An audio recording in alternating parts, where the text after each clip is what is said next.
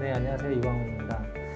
지난번 시간에 저희가 이제 UX 수업을 하면서 UX는 크게 분석하고 디자인 두 단계가 있다고 말씀을 드렸습니다. 그래서 자, 오늘은 디자인 전략 단계인데요.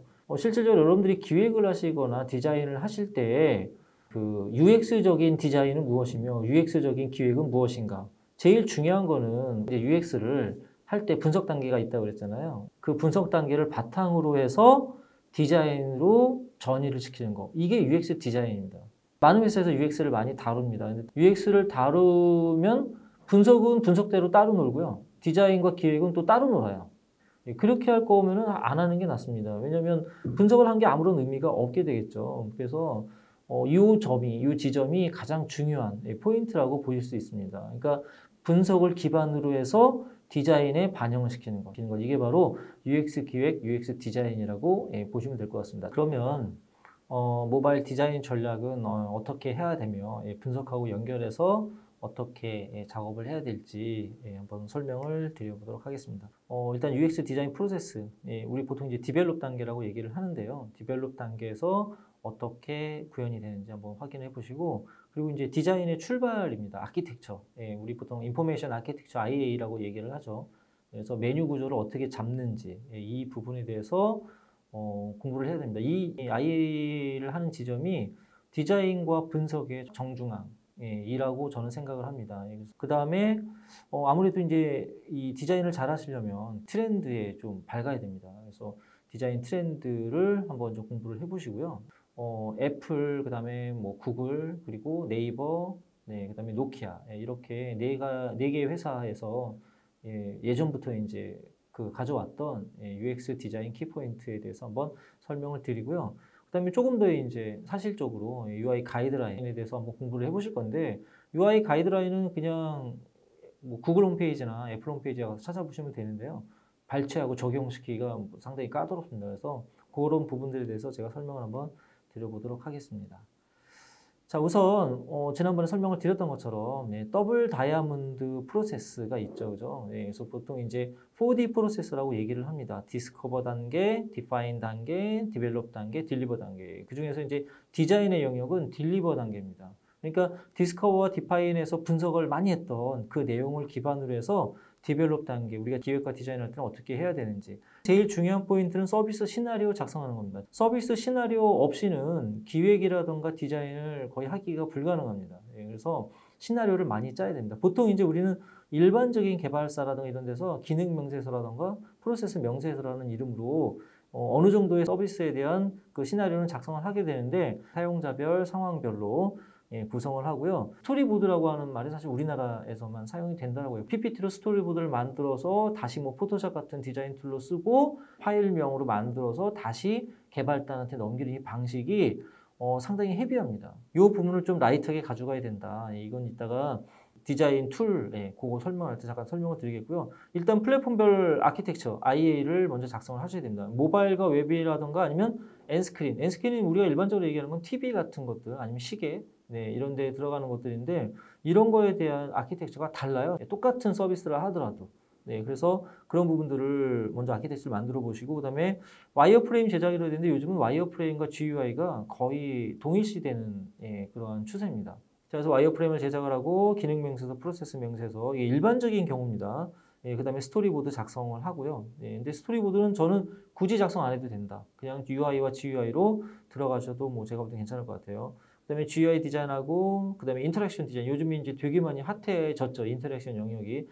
무브, 아니면 모션, 이런 걸로 이제 보통 설명을 합니다. 그래서 애니메이션 형태의 그러한 UI를 어떻게 만들 것인지, 이런 것들에 대한 고민이 좀 들어가야 되고, 랜딩 페이지에 대한 설계를 어떻게 할 것인지, 이런 것들을 좀 주안점을 둬서 프로세스를 작성을 하시면 굉장히 UX적이다라고 말씀드릴 수 있습니다. 인포메이션 아키텍처라고 하는 게 그냥 우리가 알고 있는 건 그냥 메뉴 구조죠, 그죠? 메뉴. 우리 보통 이제 웹이라든가 모바일에 들어가는 여러 가지 메뉴들 있잖아요. 그 메뉴를 얼마나 잘 짜느냐에 따라서 UX가 완전히 결정됩니다. 똑같은 서비스에 똑같은 시나리오라 하더라도 아키텍처를 어떻게 잘 짜느냐에 따라서 사용자 경험이 높게 나타날 수도 있고 사용자 경험이 낮게 나타날 수도 있어요. 이 아키텍처를 짤 때는 크게 세 가지 형태를 여러분 꼭 고민을 하셔야 됩니다. 첫 번째는 우리가 제일 많이 하고 있는 콘텐츠라고 하는 부분. 콘텐츠는 정보와 기능 이런 것들을 모아서 이제 콘텐츠라고 보통 얘기를 하죠. 그 다음에 사용자에 대한 부분이 반드시 고려가 돼줘야 됩니다. 그리고 상황 인식이라고 하는 거, 영어로 하면 컨텍스트입니다. UX에서 아마 가장 흔하게 쓰는 말 중에 하나죠. 컨텍스트. 상황에 따라서 사용자 경험이 달라지기 때문에 그 상황에 따라서 우리가 디자인을 해줘야 된다. 이렇게 여러분 그 인지를 하시면 좋겠습니다. 그래서 콘텐츠에 대한 정의는 콘텐츠에 대한 볼륨 부분. 예를 들면은 가격적인 면에서 묶어놓는 것도 있죠. 1,000원짜리, 2,000원짜리. 근데 그 1,000원짜리에는 과일도 들어갈 수가 있고 뭐 양말, 신발도 들어갈 수가 있는 겁니다. 그래서 볼륨에 대한 부분과 포맷, 데이터, 구조, 조직 이런 것들에 의해서 이 콘텐츠에 대한 구분을 하실 수가 있고 인덱싱이 굉장히 중요합니다. 이름을 만들어주는 게. 근데 이게 이제 없을 경우에는 과연 그걸 어떻게 이름을 만들어야 될까 이런 부분들이 상당히 고민이 되는 그런 부분들입니다. 그래서 카탈로그 분류 작업도 하고요. 그다음에 사이트 구조, 유서 개발, 콘텐츠에 대한 관리 부분이라던가 내비게이션 특히나 콘텐츠가 많을 경우에 아무래도 여러 개의 그룹이 돼서 나올 수밖에 없어요. 사용자에서 제일 중요한 포인트는 그들이 누구인지 정보를 찾는 행동과 필요한 정보가 무엇인지를 파악한다. 라는 거죠. 그러니까 사용자가 정보를 찾는 행위가 사용자마다 다를 수가 있어요. 자, 예를 들면 저 여기에 이제 뭐 녹화를 하고 있는 이 방이 305호다. 근데 이게 유치원생들한테는 305호로 알아 그러면 잘 못 알아들어요. 어떻게 해야 될까요? 뭐 예를 들면 뭐 진달래반, 개나리반, 토끼반, 사슴반 이렇게 해야 그 친구들이 찾아오게 돼 편할 겁니다. 이렇게 사용자마다 정보를 찾는 기준과 행동이 좀 다르게 나타납니다. 특히 여러분들이 만약에 이제 글로벌 서비스를 지향하는 그런 분들은 에스노그래피에 대한 부분들 이런 것들을 좀 고민을 많이 하셔야 됩니다. 그래서 필요한 기술하고 규칙이 상황에 대한 연구, 페르소나, 민족사를 기반으로 한 인력 이게 바로 에스노그래피죠, 그죠? 그다음에 업무 분석과 사용성 테스트 이런 다양한 요건들을 갖춰서 그 사용자한테 정말 부각이 돼야 되는 거라던가 이런 것들을 고민을 해서 아키텍처를 짜게 됩니다. 자, 컨텍스트. 아마 이 세 가지 중에 제일 중요한 거를 꼽으라고 한다면 컨텍스트일 겁니다. 상황 인식이라고 하는 게 제일 많이 두드러지게 나타나는 게 모바일이냐, PC냐, 아니면 TV냐, 뭐 시계냐에 따라서 UI 구조가 달라집니다. 물론 디자인도 달라지겠죠. 물리적인 이 화면 변화가 있으니까. 이 부분을 정말 어떻게 잘 고려를 해줘야 될까? 이런 것들이 상당히 중요한 포인트입니다. 그러니까 예를 들면은 에버랜드 어플리케이션. 에버랜드의 PC에서 보는 에버랜드와 모바일에서 보는 에버랜드가 아마 다를 거예요. 대기 시간을 나타내 주는 거라던가. 이게 PC 웹에서는 별로 의미가 없죠. 집에서 대기 시간 알아가지고 뭐 합니까? 에버랜드까지 가는데 한 1시간 걸릴 텐데. 그죠? 네, 그래서 그런 부분들을 고려를 하고 감안을 해서 아키텍처를 짜주는 것.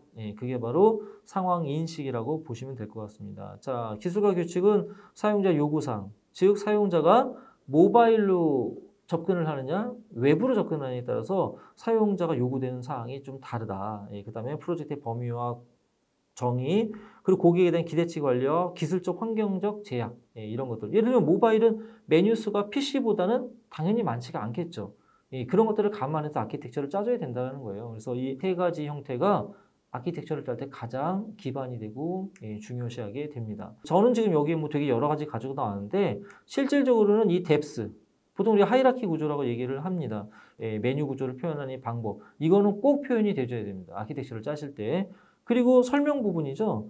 여기 나와 있는 뭐 페이지 수라든가 타입 정의, 구조 요소, 권한 이런 걸 여러분 천천히 읽어보시고 이 내용들이 굳이 아키텍처 만들 때 따로따로 분류해 놓을 필요는 없을 것 같고요. 설명 안에 다 넣으시면 될 것 같아요. 그래서 메뉴 혹은 페이지별로 설명을 기록하고요. 그다음에 여러 가지 코멘트라든가 이런 부분들을 넣어주시면 되겠습니다. 그래서 아키텍처는 이러한 구조로 이루어져 있고 대부분 다 엑셀로 만듭니다. 자, 그런데 지금까지는 이제 다분히 이론적인 부분이고 실질적으로 만약에 여러분들이 모바일에 맞는 그러한 아키텍처를 작성하는 거 모바일 환경적 특성을 살려서 최대한 단순하게 아키텍처를 구성한다. 맞습니다, 여러분. 예를 들면 요즘 은행 앱 같은 경우에 되게 많이 앱이 많이 나와 있죠. 그죠? 예전에 하나로 다 통합이 됐잖아요.